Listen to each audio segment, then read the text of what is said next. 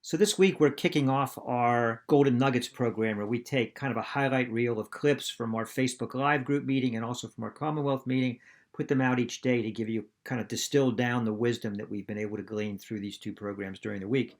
And I can't think of a better guest to start off than Brian Piccirillo, who is a kind of a poster child for what we're doing at Heart Powered Ventures, which is finding out what we love to do most and doing it in a way that makes the most amount of money.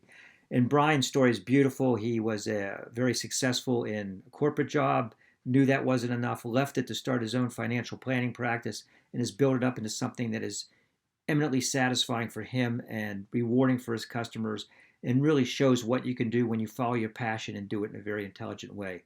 We're going to be focusing on prospecting, on how it is if you're making that move, if you want to start from scratch and build a practice, or if you just want to grow your practice. Brian is an expert, and we look forward to presenting these clips to you.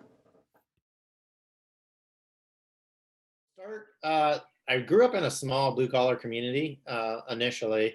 We've talked about that many times, but my parents worked just really long hours, tried to provide everything they could for my brother and I. And I just saw the impact my mother had on our community as a nurse and caregiver in that world. She put others first in her life, and I really just wanted to follow in those footsteps of just really making a difference in people's lives too. So I actually went to pharmacy school with the vision of just changing people's lives through the way that they handle health, much like my mother does in the nursing side of things. So I really was focused on better health and just managing people's medications and getting them better that way. Quickly realized though after graduation, and I kind of got into that corporate world of things, I was really beholden to the visions of those that I worked for.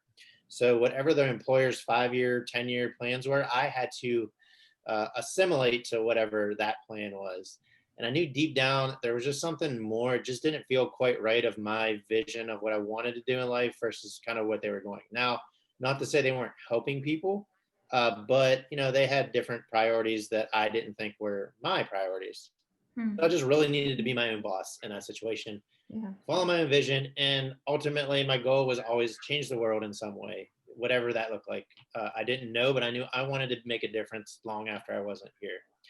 So it really took me like a year of soul searching. I was at Duke University Hospital. I was running their OR division of pharmacy, just working my way up the corporate ladder there.